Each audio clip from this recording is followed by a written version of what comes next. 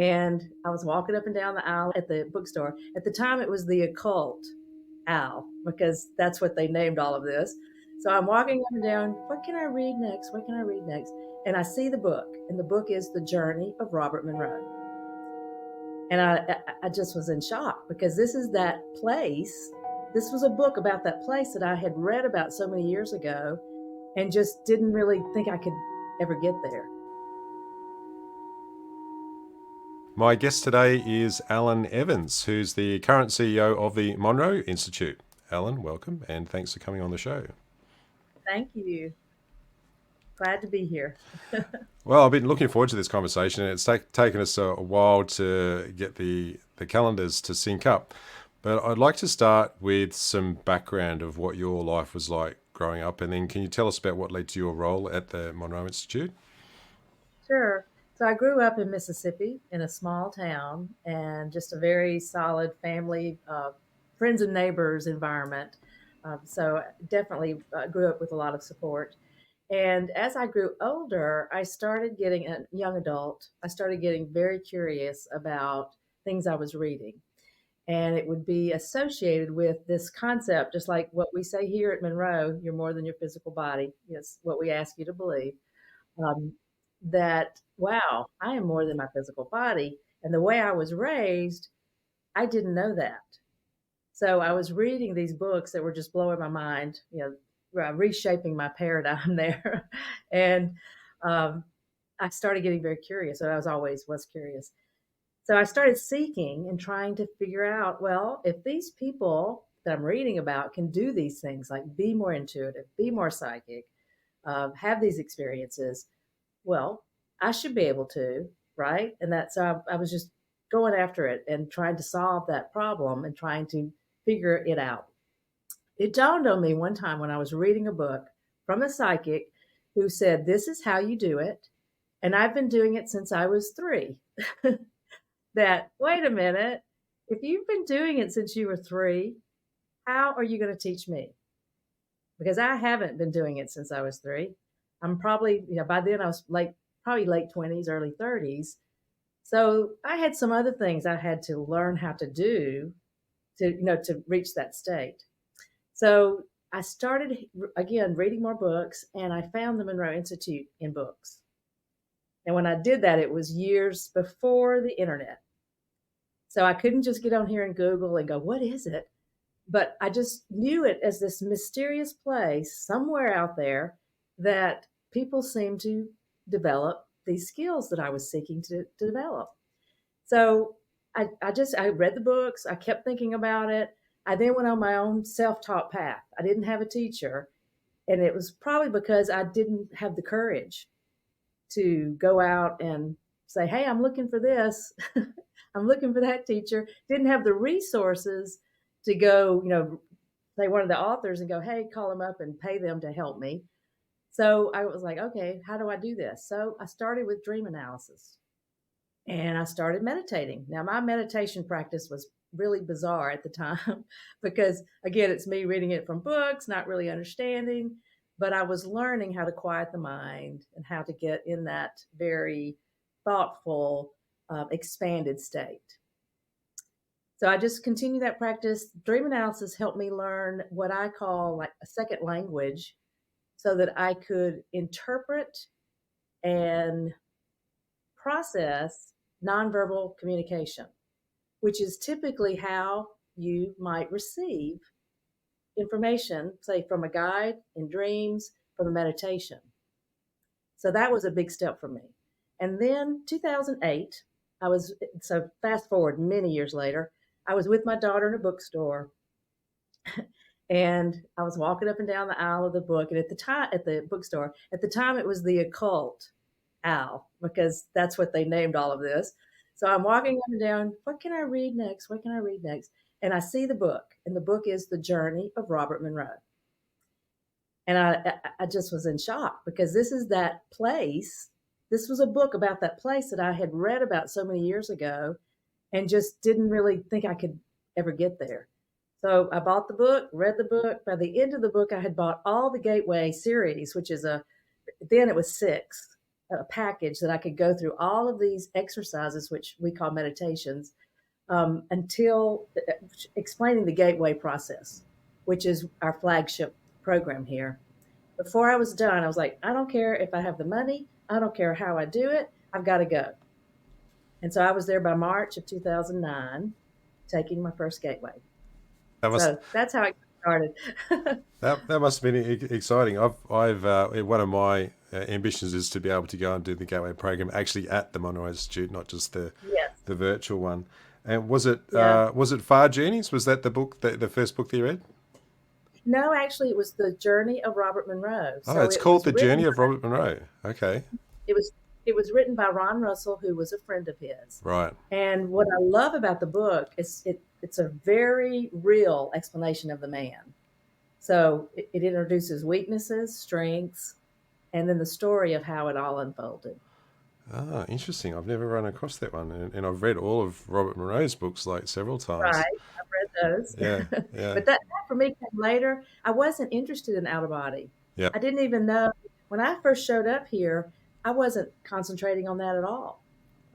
And then the other thing I was telling Scooter McMonagle today, who's married to Joe McMonagle, who's also Bob and Rose' daughter, um, I I said, when I came here, Joe was here and he came to speak, and I had no idea who he was. And there were people in the room at Gateway that just went crazy. And I'm going, who is this guy? And he was a remote viewer 001 for a government program in the 70s, I believe, is when it started. So again, I was I had this tunnel vision about developing my intuitive abilities that I didn't focus on the other things that this place offers. You went to the Gateway program, so can you tell us about your experience going through that? Yes, it's interesting because I've been a Gateway trainer for several years, and I'm not doing that now, but about a decade I was doing Gateway. And from my own experience, I was one of the people that I was having, I had, let's say, I had experiences. I knew something was happening on a deeper level. And I also realized it once I left, but it wasn't the spectacular experiences that you do hear about some people having. So you'll find at least from my observation, it happens one or two ways. And so some people will just have these incredible meditations that they're talking to deceased loved ones and having these connections to guidance that they can actually have some kind of real or feel like a real experience. And then there's others who it's more subtle and it's more of an opening and receiving, but maybe you just in one meditation you see a symbol of a rose, let's say. You're not over there talking to your deceased loved one, but that rose has a very powerful message for you. So I was more on that track when I first showed up. But again, I knew it was very important, and I had been listening to those CDs. Yeah, they were CDs at the time um, before I got there, and was already having things happen. I've got a number of other questions. Yeah, tell us about your meditation practice because you just mentioned that briefly, and you and you start off with a bizarre one. Can Well, you? What's your current meditation practice look like? I would say, well, this was in the beginning when I didn't know what I was doing. It was just more finding time. I tended to like to do that in the bedroom. That was a private place for me. And I would just try to go for extended periods of time, either doing something like a Wayne Dyer would say with the umming or the toning, or again, trying to just have an affirmation that helped me stay focused on either the affirmation or clear my head. Once I found the technology, HemiSync, then that tool helped me do that. And also because the meditations or exercises are purpose driven, very instructional, then that was my, the next step. And that's what I still do today.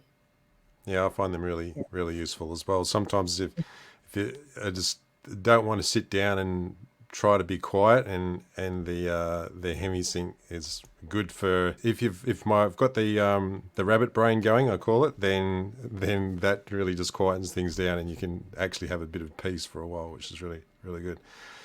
So after you did how did you go from actually attending the Gateway program to becoming a trainer to then like your current role? How did that evolve?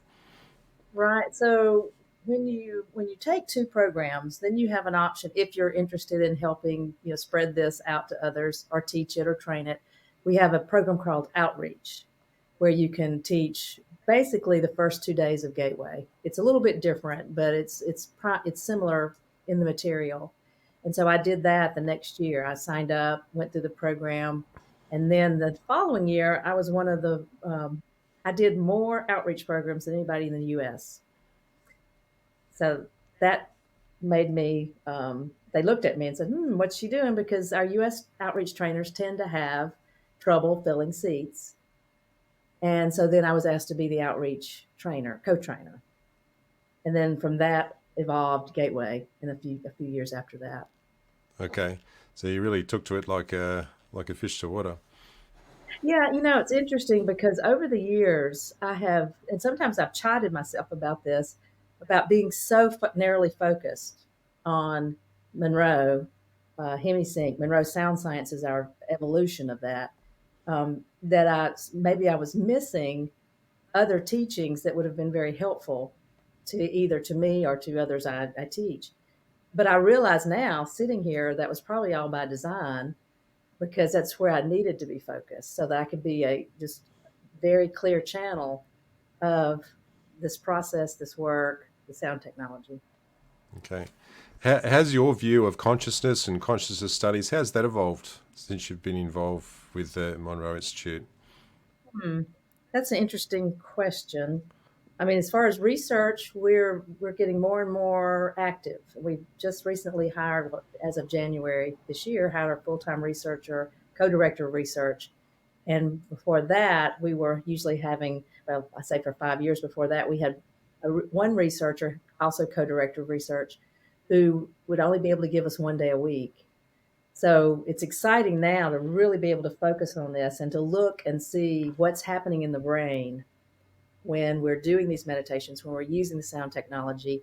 We've got a program called Discovery. We've got a few others that we now use the Mind Mirror EEG system. Are you familiar with that? I have not heard about that, so tell us about that too. So that was created by Max Cade, and it's a way to I think it's a 4 channel, but it's a way to measure like what's going on in the brain. He was also innovative like Bob Monroe, started around that same time. And he was like, okay, something is happening in a healer's mind, a psychic's mind, a medium's mind that's different, that's happening to just everyday folks. So he wanted to map that out. And so he invited these people, these individuals, to his place, and he used his Mind Mirror EEG system, and he discovered that there were certain patterns, brainwave patterns, that these particular individuals tended to have or to be able to reach. So what we can do now is use those patterns when we're in meditations using sound technology or without sound technology, and we can see that we're getting those patterns. So a medium's pattern, for example, very common for a medium, is called the awakened mind state. And so when I'm saying patterns, that means there's a certain amount of theta, there's a certain amount of delta, certain amount of beta, which is where you're more conscious and alert, and they stay, and it's a specific shape, and that's when they can tap into source, guidance, information. So his theory was the more people that can learn how to do this, that he could train to do this, then the happier, more successful, more prosperous, more peaceful individuals would be. So now we have one of the individuals who's taking on the Mind Mirror work, Judith Pennington, who trains courses here with us. And we use the Mind Mirror, and she's just blown away by what happens here with the brainwave patterns and what we're able to reach and demonstrate. Interestingly enough, they've discovered that when people have out of body experiences, the brainwaves collapse. So it's literally like they're gone. Wow. And so that's been a fun thing to see. So that's a revelation that's only come about just recently, the collapsing of the brainwaves. That's my understanding that it's something she realized here as she was gathering this data. I think it was in Daryl Anker's book, who channels Bashar, and Mhm. I'm sure in his book they mentioned how they hooked him up to a machine, and it was very consistent, like the pattern that his brain went into, a very sort of almost like a deep sleep pattern, but he was his conscious whenever he would sort of go into the channeling, because he's like a more of a it's sort of a Right. semi-conscious channel. That's the interesting part because when you're doing this and you have a big band of theta, you're really in that theta state. A lot of people aren't conscious. They haven't had training to be consciously aware of what's happening, and that's when we're in those like those states between sleep and awake, when we're having access to that subconscious information. And so it's a good way, it's good to learn that because you can access more of your total self, in my opinion, if you're able to do that. And interestingly enough, I did the sound technology for 10 years before I actually had my own mind mirror session. And it was a little nerve wracking for me because it was in a conference room. I was sitting in a straight back chair. My back was sore, and they were asking me to do this on demand. And a board member was there doing it with me, and I was a trainer. I was like, "Oh, what if I blow this?" I didn't really know what I was doing, but I was like, "Oh my, oh, this could be just terrible." I did it anyway. So within the first, it was a 20-minute session. She verbally guided it, so she could later ask what was happening during the specific parts as we looked at the pattern, unfolding. So she said that she reported that I was able to go to a theta state, a really heavy band of theta, within less than 30 seconds without sound technology. So that told me, wow, okay, this stuff is doing something. You know, it's helped me do this very easily. And then I maintain the awakened mind state, which is the one the mediums and the healers tend to first go to. And I stayed in that for 97% of a 20-minute session when I was in pain. And there were people walking around and bright lights, and I was sitting in a straight back chair. Then the evolved brain is the one where you are starting to possibly be channeling or making some kind of stronger connection to more than what's right around you, your total self. I hit that 30% of the time. Again, I believe it's because of the training that I have done previously and the using the sound technology on a regular basis. But the interesting thing was, and this is what kind of blew my mind, when we were talking, like after it was over, the board member went first, then it was my turn. So he just has this amazing experience. I call them bells and whistles, where it's just like, talking to, again, maybe an angel or a deceased loved one, or, maybe there's a bunny rabbit that's talking to you as your guide. And so he's, telling about this fabulous thing that just happened in 20 minutes. And I'm thinking to myself, that's not what happened here.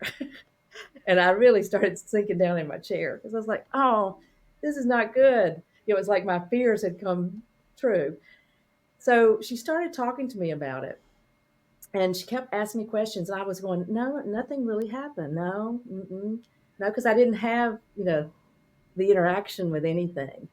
Not, not auditory, not visually, nothing. So finally she said, okay, what was happening right here when I was talking about opening the door? And all of a sudden I was like, wait a minute, that is when I felt like I was in this complete state of unconditional love. And I was so supported.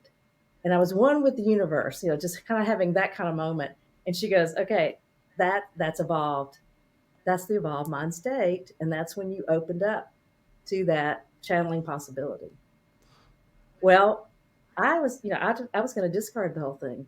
So why it changed the way I look at this is because I realized, yes, the bells and whistles are fun. It's nice to have these experiences, but that's not really why we're here. That's not what we're doing.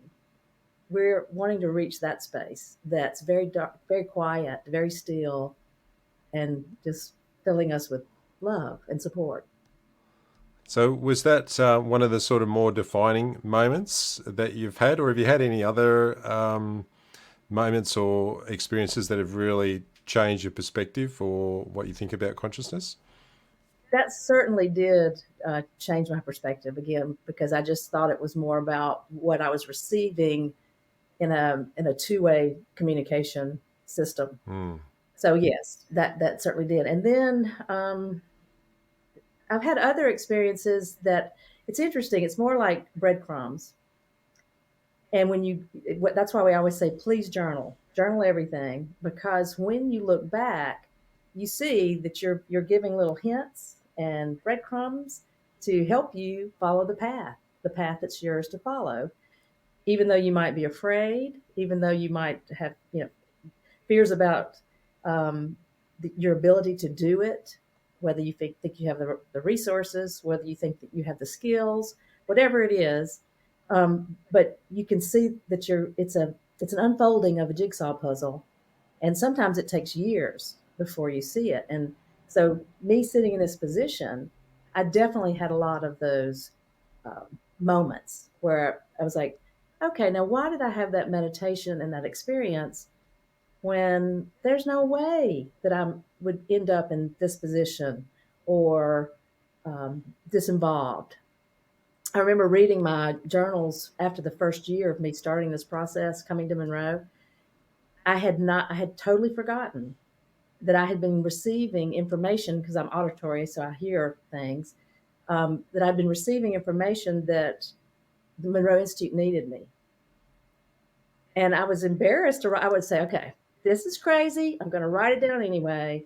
But I keep getting this message. And I'd forgotten it. Well, a year later, I'm reading my journal, and I am now leading the local chapter network, which was now the Monroe Community Groups. I'm the chair of launching the entire project worldwide. When I was getting the messages, I was a stay at home mom with some random contracts, feeling very underutilized and wanting to be of service.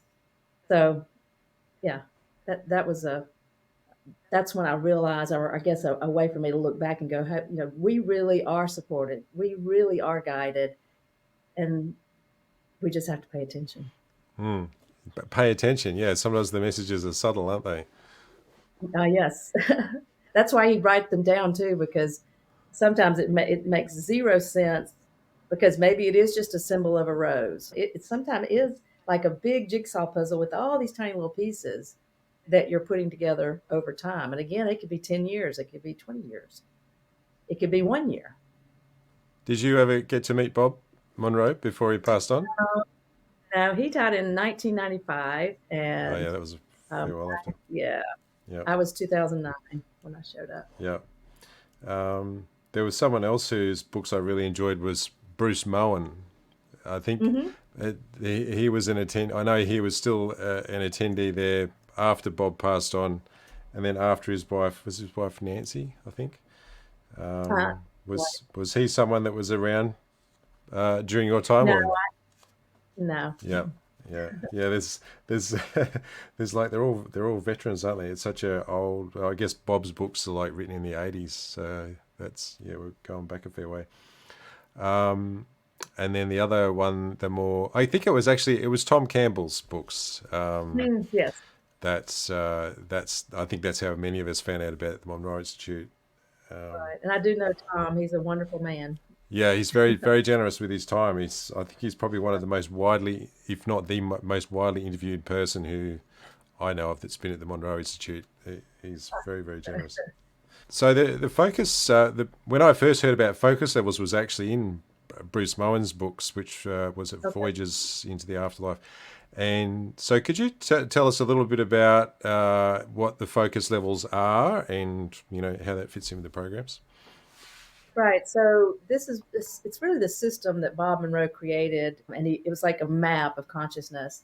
So what he discovered is when we were putting together different frequencies, people tended to have similar experiences, and not similar outcomes. But the first one, Focus 10, and I say first, there's no order, and Bob Monroe tried to help it not be hierarchical because he didn't want it to look that way.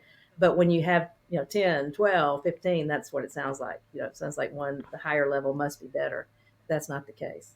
But focus 10 is body asleep, mind awake.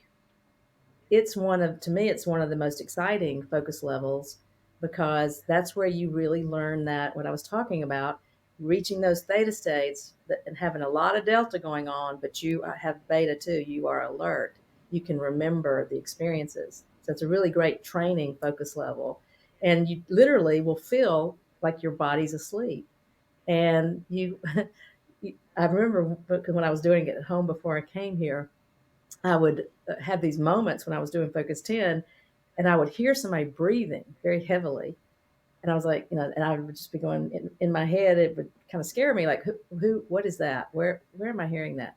Well, it would be me. My body was asleep.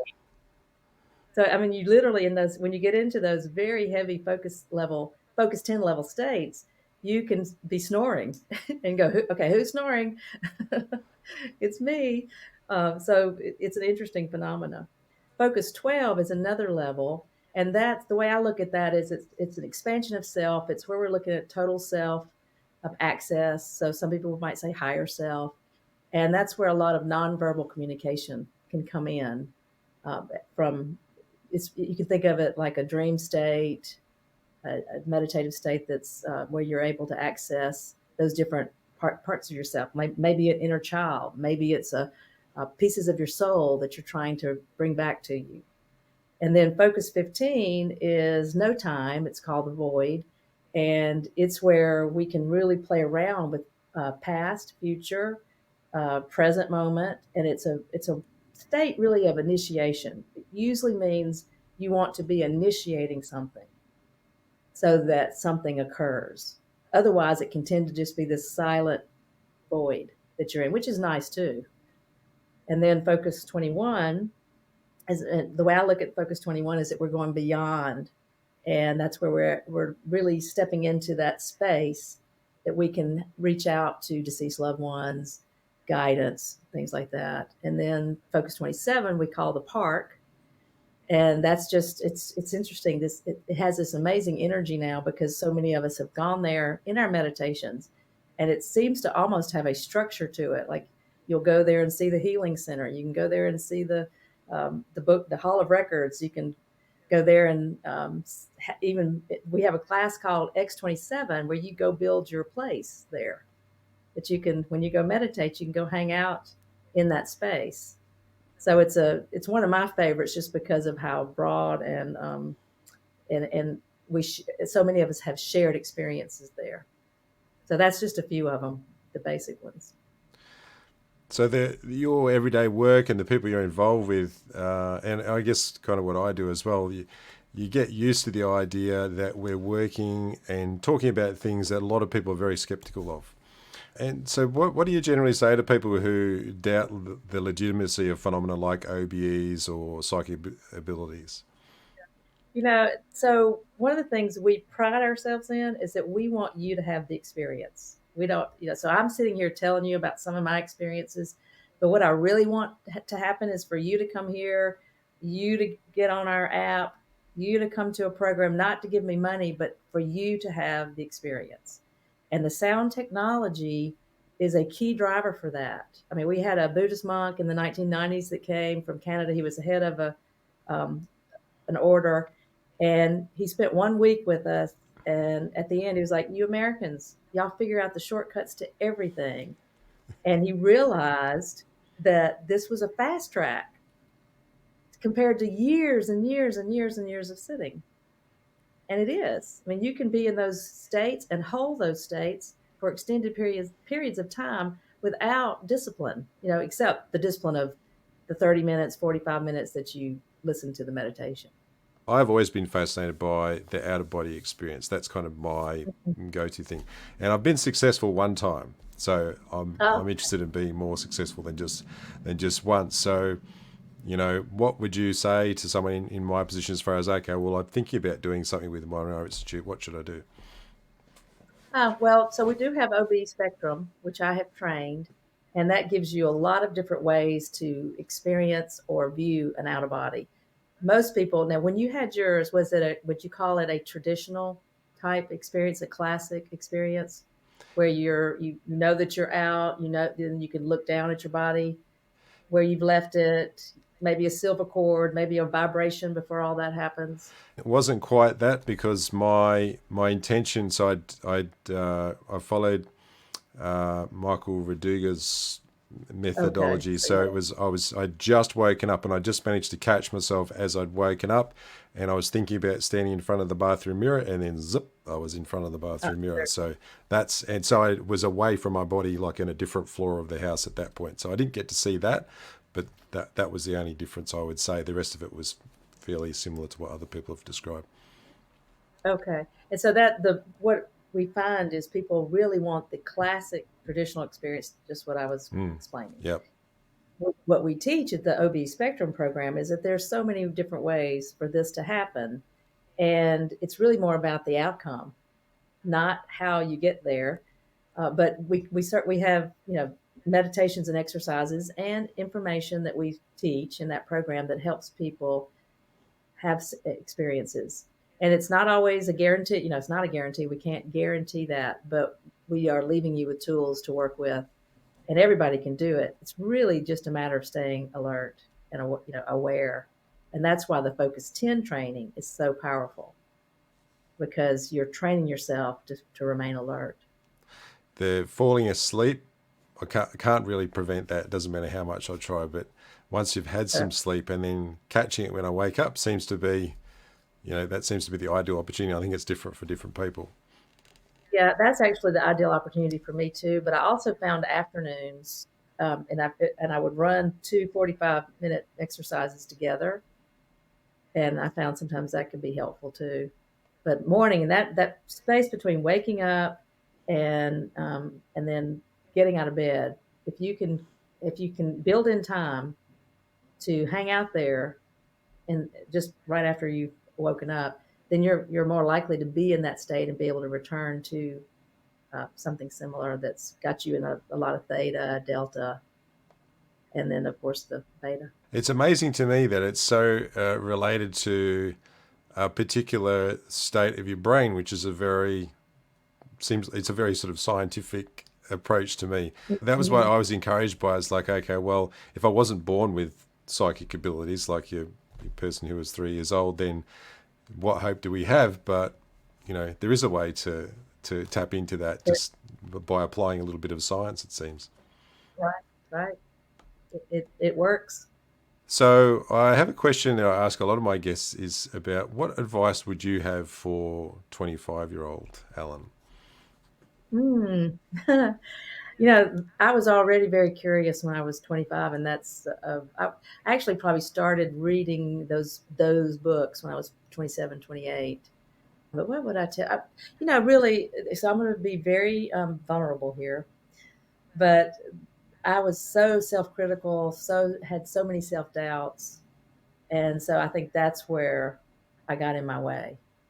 More, just even when I wanted to be an outreach trainer after being here for Gateway, and then you take another program, I almost didn't ask about it because my thought was, why would they want me?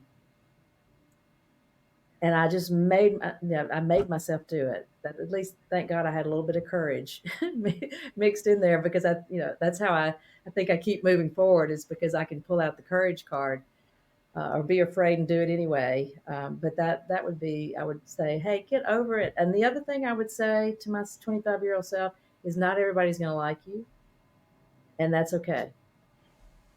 So those are the two things. I've asked that question to a few people. That's really powerful. Not everyone's going to like you. Right, Yeah, right. and that's And actually, and that's okay. That's really good. I had a meditation that brought that home to me, and Yeah. I heard this booming voice. It was a male voice, and I just said, Alan, not everybody's gonna like you. And I was like, oh, oh, okay, But up until that point, that's not how I could see it. Yeah, that's really useful for me. I've got a history as a chronic people pleaser. So, Yeah, yeah. me too. I wrote a book that has that in the subtitle. So if people wanted to, people may have questions for you. Mhm. I'll get you to talk a bit more about the programs at the Monroe Institute in a sec. But if they wanted to ask you questions personally, is that something you'd be open to? And what's the best way for them to do that? So we have info at monroeinstitute.org. That would be a good way to send an email. And if it's specifically for me, just say that they would, ask for me to view it, and they'll pass it on to me. Okay, cool. And it might be answered by someone else if it's not something that, if they're just generic questions that somebody on staff might know the answer to. Yep. So, can you give us a bit of an overview of what the Monroe Institute does for people who may not have heard about them before? So we offer programs, and we have about, I can't even tell you the number now. I think it's about 30 different types of programs, and they have different focuses. And some of them are on the focus level system, and some are not. Some are Monroe Sound Science, which is not including the focus level system. But it's a way for an individual. So if they come to a program, it's a way to have a very structured experience with purpose. For example, Gateway is the flagship, where that's the introduction to the basic focus levels. And then we have one Lifeline that's about soul retrieval of yourself, and soul retrieval of others who've passed on. We have Guidelines, so that'd be more about guidance. We have X27, which is exploring the park, the Focus 27 level, and so on and so on. And then we have other ones like near death experience, Heartline, which is focused on the heart energy. There's We have anything you would want that could move someone forward, just depending on what the purpose is, what they're trying to accomplish. And so you have some that are done actually at the institute there in Virginia, and then you have some online things and apps as well, don't you? Right. We have about 1,000 people who come here a year. And then we have virtual programs, which some are a week long, some are like 2 weekends, so that you can not have to use, if you're someone that works Monday through Friday, you just are having 2 weekends to cover the material. And then we have some shorter virtual programs. We also have online programs. So they're guided by a trainer. There's email, you can email them or chat with them. And then there's usually a video session once a week, or a Zoom session once a week. So we have that format. And then we also have it where you just are getting the material without any guidance. And those are our lowest price points. And so it's really easy in an inexpensive way to experience what we do. Mm.